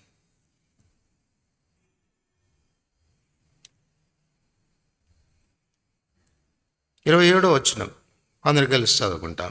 27వ వచనం, అయితే ఆయన వలన మీరు పొందిన అభిషేకం మీలో నిలుచున్నది గనక ఎవడునూ మీకు బోధింపనక్కర్లేదు. ఆయన ఇచ్చిన అభిషేకం సత్యమే గాని అబద్ధం కాదు.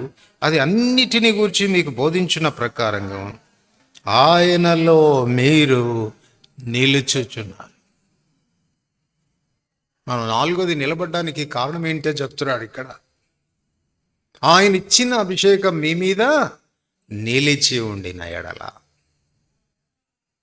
అసలు మనకు అభిషేకం ఉందా లేదా? ఉందా? ఎవరు చెప్పారు?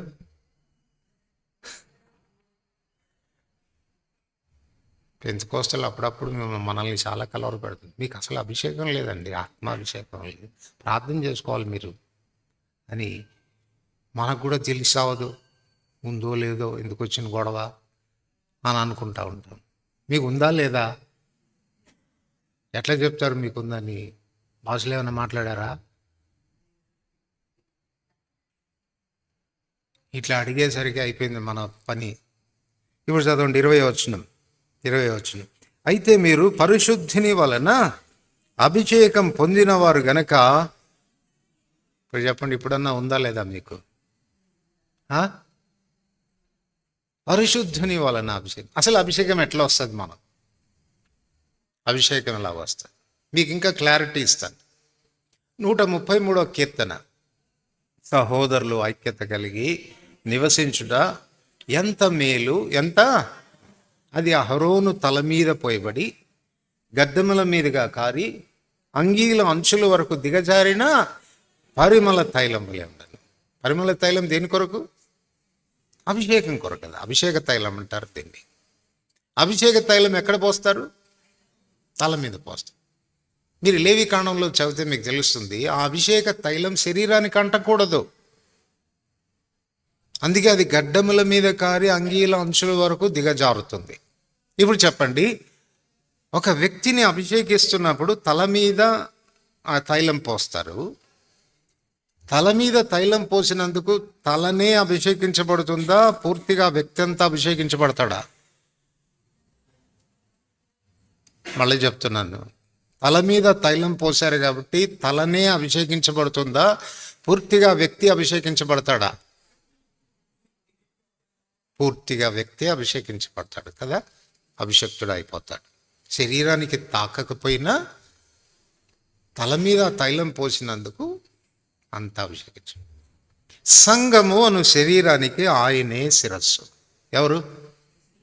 క్రీస్తు. అంటే అభిషేకించబడిన శిరస్సు క్రింద ఉన్న శరీరము, అభిషేకించబడిన శరీరం క్రింద ఉన్న శరీరం. చెప్పండి, ఇప్పుడన్నా చెప్పండి, మీకు అభిషేకం ఉందా లేదా? ఇప్పుడు చూసారు ఎంత గట్టిగా చెప్తున్నారు. సో మా అందరికీ అభిషేకం ఉంది. అందుకే అంటున్నాడు పరిశుద్ధిని వలన మీరు అభిషేకము. అయితే ఒక విషయం గుర్తుపెట్టుకోవాలి, అభిషేకం పోగొట్టుకుంటాం కొన్నిసార్లు. ఎప్పుడు అనంటే ఆ శిరస్సాధీనంలో ఉండకపోతే, ఆయన అధికారం క్రింద ఉండకపోతే, నీ ఇష్టానుసారంగా ఇండిపెండెంట్గా నువ్వు ప్రవర్తిస్తూ ఉంటే you may lose your anointing. నీ అభిషేకాన్ని పోగొట్టుకునే ఆస్కారం. అందుకే రాస్తున్నాడు, ఆయన ఇచ్చిన అభిషేకం మీ మీద నిలిచి ఉండిన ఎడల. పరిశుద్ధాత్మ వలన దేవుడు మనకు అభిషేకం ఇచ్చాడు. ఇప్పుడు ఆ ఇచ్చిన అభిషేకం మన మీద నిలిచి ఉండాలి. నిలిచి ఉండకపోతే జరిగే విషయం ఏంటి? ఆ అభిషేకం వల్ల మనకు కలిగే లాభం ఏంటి అని అంటే, సమస్తం ఆయన బోధిస్తాడు మీకు. ఎలా ఉండాలి, ఎలా ఉండకూడదు, ఎక్కడ కూర్చోవాలి, ఎక్కడ కూర్చోకూడదు, ఎవరితో మాట్లాడాలి, ఎవరితో మాట్లాడకూడదు, ఎవరిని స్నేహించాలి, ఎవరిని స్నేహించకూడదు, ఎవరి విషయాల్లో జాగ్రత్తగా ఉండాలి, ఎవరితో సమీపంగా ఉండవచ్చు. Everything he will teach. ప్రతిదీ బోధిస్తాడు. అందువలన మనం ఆయనలో నిలిచి ఉండేదానికి ఆస్కారం కలిగింది. కానీ ఇప్పుడు మన మీద ఉన్న బాధ్యత ఏంటంటే, దేవుడిచ్చిన అభిషేకాన్ని కాపాడుకోవాల్సినటువంటి బాధ్యత. మరి ఆయన శిరసాధీనంలో మనం ఉంటున్నామా? ఆయన అధికారాన్ని ఒప్పుకుంటున్నామా? ఆయన చెప్పినట్లుగా మనం చేస్తున్నామా? లేక మన సొంత ఇష్టానుసారంగా తీర్మానాలు, సొంత ఇష్టానుసారంగా వెళ్ళిపోవటం, సొంత ఇష్టానుసారంగా మనకు తోచినట్లుగా నడుచుకోవటం, ఇది చేస్తూ దేవుని అభిషేకం నా మీద కూడా ఉంది అని అనుకుంటే సంసోన్ లాగానే అవుతుంది. దేవుడు అతని ఎడబాసనని ఎరగక ఎప్పటి వల్లే విరజిమ్ముకుందని అనుకున్నాడంట. నిజం కాదు. కనుక ప్రభు యొక్క శిరసాధీనంలో మనం ఉండాలి. ప్రభు యొక్క శిరసాధీనం కంప్లీట్గా ఆయన అధీనంలో ఉండి మన జీవితాలను నడుచుకోవాలి. ఫుట్బాల్ ఆట ఎంతమందికి తెలుసు? ఫుట్బాల్ ఎన్ని బంతులు ఉంటాయి? ఒకటేనా? 2 జట్లు ఉంటాయిగా. 2 జట్లకు ఒకటే ఇస్తారా? ఒకటే బాల్ ఉంటుంది. కాబట్టి ఇప్పుడు యువతల వాళ్ళు అవతల గోల్ వేయాలి, అవతల వాళ్ళు యువతలకు గోల్ వేయాలి. ఈ గోల్ వేసేటువంటి ఆట ప్రక్రియలో ఎటు పడితే అటు ఆడడానికి లేదు. కొన్ని నియమాలు ఉంటాయి కదా. నియమాలు పాటించకుండా నువ్వు గాన ఆడావనంటే వెంటనే అంపైర్ గారు ఏం చేస్తాడండి? అంపైర్ ఏం చేస్తాడు? ఆట తెలుసు అన్నారు కదా, చెప్పండి. రెడ్డా? ముందు విజిలేస్తాడు కదా. విజిలేయగానే వీళ్ళు ఏం చేయాలి చెప్పండి? ఆట ఆపేయాలి, అంపైర్ వైపు చూడాలి. అంపైర్ పెద్దగా ఏమి ఎక్స్ప్లెనేషన్ ఇవ్వడు, ఊరికి ఇట్లా అంటాడు అంతే, లేకపోతే ఇలాగంటాడు. వీళ్ళకి అర్థమైపోతుంది ఏ చోటోడు ఎక్కడ తప్పు చేశాడు అనేది అర్థమైపోతుంది. తప్పును అర్థం చేసుకున్న తర్వాత మళ్ళీ ఫ్రెష్గా ఆట మొదలు పెడతారు. ఇవి చూడండి, మనలోనికి వచ్చిన పరిశుద్ధాత్మ దేవుడు అంపైర్లు అంటాడంట. మనం సరిగా ఆడుతున్నావా లేదా చూస్తూ ఉంటాడు ప్రతి నిమిషం. కొంచెం కానీ ఫౌల్ గేమ్ ఆడావా విజిల్ వేసేస్తాడు. విజిల్ వేసేస్తే మనం ఏం చేయాలి చెప్పండి? ముందు ఆగాలి కదా. మనం ఆగితే ఒట్టు ఆడుతూనే ఉంటాం. ఆయనేమో పీ పీ పీ చేస్తూనే ఉంటాడు, మనం ఆడుతూనే ఉంటాం. ఆపితే కదా పోయి గోల్ కూడా కొట్టేస్తాం. గోల్ వేసాను అని సంతోషపడు. ఒప్పుకుంటాడా అంపైర్? ఒప్పుకుంటాడా? అంత తొండి గేమ్ కదా అది. ఇప్పుడు మనం ఆడుతుండేది తొండి గేమా అసలు గేమా చెప్పండి మీరు? పరిశుద్ధాత్మదేవుడు విసిలేసినప్పుడు ఏమన్నా అవుతున్నావా? ఆగిన తర్వాత ఆయన వైపు చూస్తున్నావా? ఏమండి ఎందుకు విసిలేసావని అడుగుతున్నావా? అడిగితే చెప్తాడు కదా, ఇట్లా అంటాడు కదా, ఇదిగో మీ పలానా చోటు చేసావు తప్పని చెప్తాడు కదా. ఒకవేళ తప్పు తెలిసిపోయింది, అంపైర్ వైపు చూసాము, ఆయన చెప్పాడు నీది పలానా చోట తప్పు జరిగిందని చెప్పాడు. చెప్పిన తర్వాత ఏం చేయాలి? ఎవరు చెప్పారండి మీకు నేను చేశానని? ఆయన అరుగు చేయాలనా? అరుగు చేస్తే ఏం చేస్తారండి? ఎల్లో కార్డు తీస్తాడు. అంటే బయటికి పోరా బాబు నువ్వు అని. వాడు ఇంకా అరుగు చేస్తే అది లోపల పెట్టి రెడ్ కార్డు తీస్తాడు. అంటే వీడు ఇక ఆటకు పనికి రాడు. అందుకే నోరు మూసుకుంటారండి. అంపైర్ ఏమన్నా కూడా కామ్గా వెళ్ళిపోతూ ఉంటారు. ఈ అంపైర్ చెప్తుంటే మనకి లెక్కే లేదు, ఆయన విజిలేస్తుంటే వినపడదు మనకు. ఆగము. ఆగినా ఆయన చెప్పినా తప్పును సరి చేసుకోము. మీరు చెప్పండి, విజిల్ వేయడం, అంపైర్ వైపు చూడడం, తప్పు గ్రహించడం, తప్పు సరి చేసుకోవటం, మళ్ళీ ఆట మొదలు పెట్టడం ఎంతసేపులో చేస్తారండి? ఎంతసేపులో? ఒక 10 నిమిషాలు తీసుకుంటారా? ఎంతసేపు? సెకండ్స్లో అయిపోతుంది. ఇప్పుడు మనం తప్పు చేయడం, పరిశుద్ధాత్మదేవుడు మనకు చెప్పడం, అర్థం అవడం మనకు తప్పు చేసిన సంగతి, కానీ సంవత్సరాలైనా సరి చేసుకో. వాళ్ళేమో సెకండ్స్లో సరి చేసుకుంటుండ్రి, మనం సంవత్సరాలు ఒకరితో మాట్లాడడం మానేసామంటే ఎన్ని సంవత్సరాలైనా చింతలేదు మనం. ఈయనేమో పీ పీ పీ అని కొడతా ఉంటాడు. తప్పు కదా, మాట్లాడు, సరి చేసుకో. నీకేం తెలుసు ప్రభా, నీకేం తెలుసు అది అని ఆయననే ఎదిరించి మన ఆట మాత్రం మానం, ఆరాధన మానం, పాడేది మానం, సేవ మానం. ఒలింపిక్స్లో ఒకసారి ఒక గుర్రం ఫస్ట్ వచ్చింది, జరిగిన ఉదంతం ఇది. ఆ గుర్రానికి ఫస్ట్ ప్రైజ్ ఇవ్వలేదు. ఎందుకో తెలుసా అండి? ఈ గుర్రం పైన ఉన్న రౌతును కింద పడేసి పరిగెత్తి వచ్చిందంట. ఇప్పుడు చాలామంది విశ్వాసుల పని అదే, పైన రౌతు లేడు, వేగం మాత్రం తగ్గట్లేదు. ఫస్ట్ అక్కనే ప్రార్థన చేయాలి, ఫస్ట్ అన్ననే ఆరాధించాలి, ఫస్ట్ అన్నీ వాళ్ళే చేయాలి. కానీ పైన రౌతున్నాడా? రౌతు నడిపిస్తున్నాడా? ఆయన చేతిలో నీ పగ్గాలు ఉన్నాయా? ఆయన మాట ప్రకారంగా నడుచుకుంటున్నావా? జాగ్రత్త, అభిషేకాన్ని పోగొట్టుకుంటావు. వన్స్ అభిషేకాన్ని పోగొట్టుకున్నావనంటే ఆయనలో నిలిచి ఉండడం చాలా కష్టం. ఎందుకనంటే బోధించేవాడే లేనప్పుడు, టీచరే లేనప్పుడు, ఏది సత్యమో ఏది మాన్యమైనదో ఏది కాదో అని డిజైన్ చేసేటువంటి జ్ఞానం మనకు లేదు సుమా. నీకున్న కొద్దిపాటి జ్ఞానంతో నేను తీర్మానాలు చేసేస్తాను అనుకుంటే ఒకరోజు రిగ్రెట్ కావాల్సి వస్తుంది, పశ్చాత్తాపడం. పరిశుద్ధాత్మ దేవుని సహాయం లేకుండా మనం విజయవంతంగా మన క్రైస్తవ జీవితాన్ని కొనసాగించడం సాధ్యము కాదు. సో మేక్ ష్యూర్, అభిషేకం పొందాను అన్నది గొప్ప సంగతి కాదు, నేను ఇచ్చిన అభిషేకం మీ మీద నిలిచి ఉండిన ఎడలా అది ప్రభు చెప్తాడు. అప్పుడు మనం ఆయనలో నిలబడతాం. అప్పుడు ప్రభు ప్రత్యక్షమైతే ధైర్యంగా ఆయన ఎదుర్కొంటాం. చెప్పండి 4 విషయాలు మీరు చెప్తారు, అడుగుతారు అనుకోలేదండి మేము. అవునా? ఆయన సంబంధులమైతే ఆయనతో నిల్చుంటాం, ఆయన చిత్తాన్ని నెరవేరిస్తే ఆయనలో నిల్చుంటాం. మనం మొదటి నుండి వినిన మాటలు మన హృదయంలో భద్రపరుచుకుంటే ఆయనలో నిల్చుంటాం. దేవుడు మనకిచ్చిన అభిషేకం మన మీద నిలిచి ఉంటే మనం నిల్చుంటాం.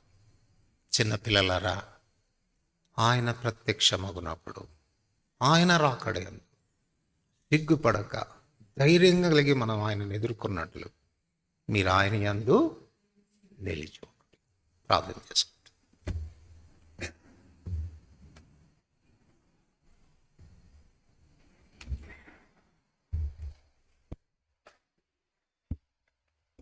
ప్రార్థన చేసుకుందామండి. విన్న వాక్య ప్రకారంగా ఒకసారి మన హృదయాలను పరీక్షించుకొని చిన్న తీర్మానం చేసుకుందాం. ఎవరు ఇటు చూడకుండా లేచి వెళ్ళకుండా దేవుడు మనతో మాట్లాడిన విధంగా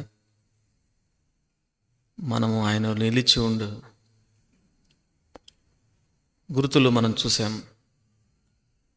అట్లా మన జీవితం ఉన్నదా లేదా పరీక్షించుకుందాం. ఆయనలో నిలిచి ఉన్నట్లుగా ఆయన కృపను కోరుకుందాం. మనము ఆయన సంబంధంగా ఉన్నామా? దేవునితో నీకు సంబంధం ఉందా?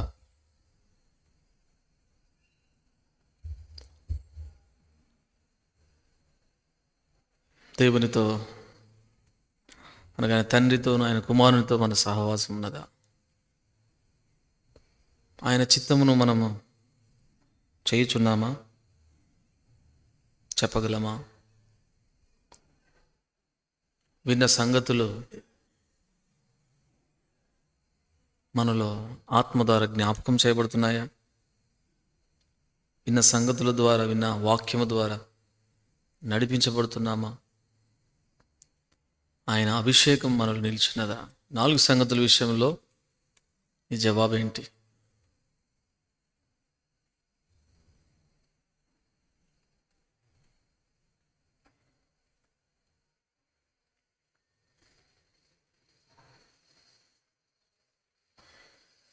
దేవునితో సంబంధం కొరకై, సహవాసం కొరకై ప్రభు నిన్ను పిలుచుండగా తీర్మానం చేసుకో.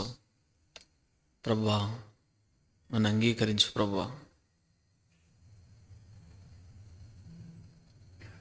మనము ఉన్నామనుకుంటున్నామేమో, ఎటువంటి భ్రమలో మనం వెళ్తున్నామో ప్రభు మనకు బయలుపరిచినగా యథార్థంగా ప్రభును సేవించలాగిన, ప్రభు కొరకు జీవించలాగిన తీర్మానం చేసుకుందాం. ఆయనలో మనం నిలిచి ఉండుట.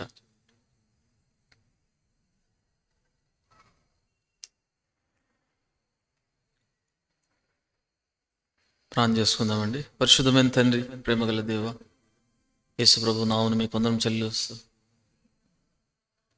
మరొకసారి మీ సన్నిధికి వస్తున్నాం నాయన. మీ దాసుని మరుగుపరుచుకొని మా అక్కర కొలది మీరు అనుగ్రహించిన మీ వాక్యముకై వందనములు.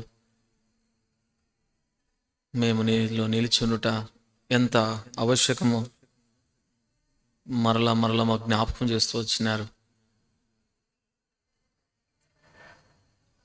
అనేకసార్లు మా విశ్వాస జీవితము సరైన పునాది లేకనే ఆరంభిస్తున్నామని మమ్మల్ని హెచ్చరించినారు. మీలో మేము నిలిచినట్లుగా మీతో సహవాసాన్ని, సంబంధాన్ని కలిగి, అన్యోన్యమైన సహవాసాన్ని కలిగి జీవించలాగిన మీ కృపను మాకు ఎంతైనా అనుగ్రహించండి ప్రభువా. అంతేకాదు, నీ చిత్తమును మేము జరిగించు వారంగా, నీ ఉద్దేశములను నెరవేర్చు వారంగా మేము మిమ్మల్ని వెంబడించడానికి ఎంతైనా కృపను అనుగ్రహించండి.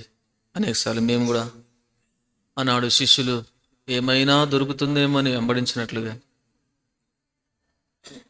నేను వెంబడించిన ఉద్దేశములు లేకపోలేదు. నిన్ను ప్రేమించి నీకు లోబడినట్లుగా ఎంతైనా మీ కృపను అనుగ్రహించండి ప్రభువా. ఎంతో విలువ పెట్టి మమ్మల్ని కొన్నావయ్యా. ఎవ్వరు కూడా తీర్చలేని విలువను మా కొరకై క్రయంగా చెల్లించినారు. అట్టి ప్రేమతో మిమ్మల్ని మేము లోబడ్డానికి, వెంబడించడానికి నీ కృపను అనుగ్రహించండి. ఆ దాసుడు కుటుంబముగా తన్ను విమోచించిన, విడిపించిన యజమానుణ్ణి సేవించడానికి తీర్మానించుకున్నట్లుగా ఈ రాత్రి మరలా నేను, నా కుటుంబము, నన్ను విలువ పెట్టి కొన్న ప్రభువుని, నా కొరకే ప్రాణం పెట్టిన ప్రభువుని ప్రేమించి సేవించడానికి ఎంతైనా నీ కృపను అనుగ్రహించమని ప్రార్థిస్తుంటున్నాను. సంఘంగా మేము కూడా విమోచించబడిన ప్రజలముగా, విలువ పెట్టబడిన, కొనబడిన ప్రజలముగా మా మీద జాలిపడి మమ్మల్ని విడిపించిన ప్రభువుని ప్రేమతో మిమ్మల్ని సేవించడానికి సంఘమునకు ఎంతైనా మీ కృపను అనుగ్రహించమని ప్రార్థన చేస్తా ఉన్నా. అంతేకాదు, ఈ విన్న సంగతుల విషయంలో మేము హృదయంలో భద్రపరుచుకునే వారంగా, జీవితంలో అనుభవించి అభ్యసించే వారంగా ఉండలాగిన మమ్మల్ని అందరినైనా మీరు సిద్ధపరచమని ప్రార్థన చేస్తుంటున్నాను. మరి హృదయంలో భద్రం చేయబడిన మాటలు విపత్కరమైన పరిస్థితుల్లో తను నిలబడ్డానికి దోహదపడ్డాయి. ఈనాడు నిజమే మా హృదయాలు ఖాళీ అయిపోయాయి. నీ వాక్యము లేక అనేకసార్లు విన్న సంగతులను చెరిపివేసుకుంటున్నాం, విడిచిపెడుతున్నాం. అందుకే అనేక విషయాల్లో మేము కొట్టుకొని పోతున్నాం, పడిపోతున్నాం, పతనం అవుతున్నామయ్యా. మనం క్షమించండి. నీ మాటలను, నీ వాగ్దానాలను, నీ ఆజ్ఞల ఉద్దేశాలను భద్రం చేసుకొని నిలిచి ఉండే వరంగా మమ్మల్ని అందరినీ కూడా సిద్ధపరచండి. నన్ను మీరు సిద్ధపరచమని ప్రార్థన చేస్తూ ఉంటున్నాను.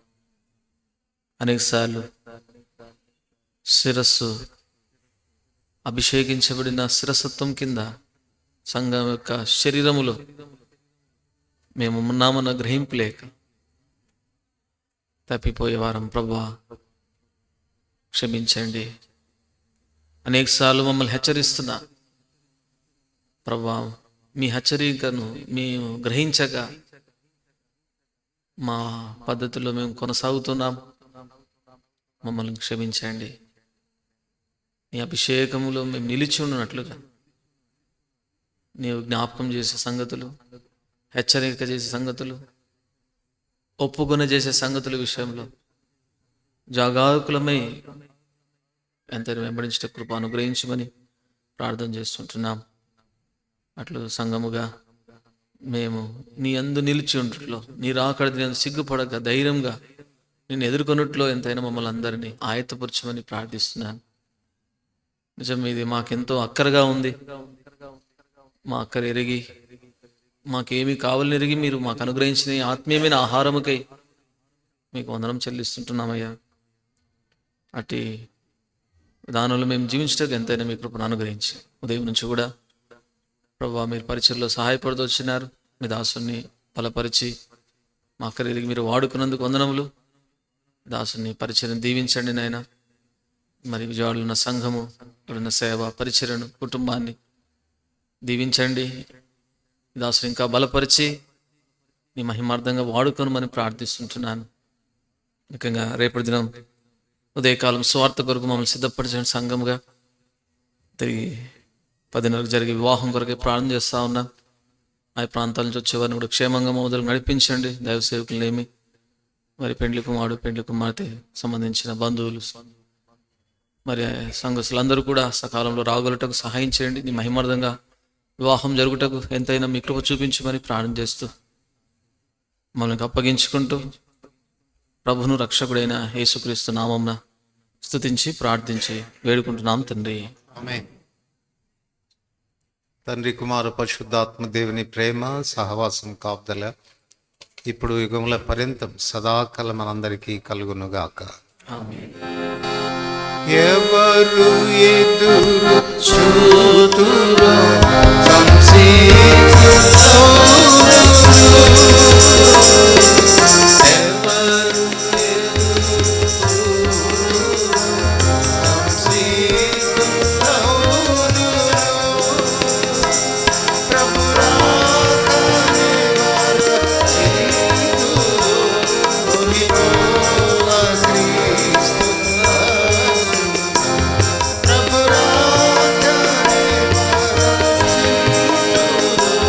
కొనిపోవ క్రీస్తు దాసు. జయించు వారిని కొనిపోవ ప్రభు యేసు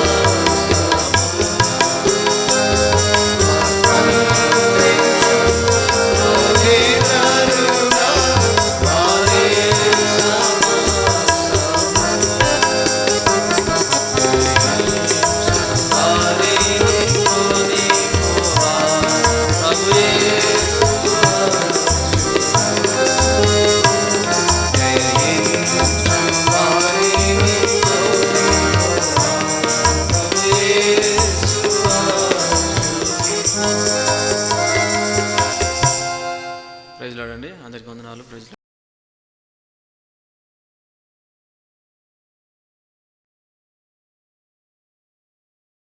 కార్యక్రమాన్ని వీక్షిస్తున్న వారందరికీ యేసు ప్రభు నామమున శుభములు తెలియజేస్తున్నాము.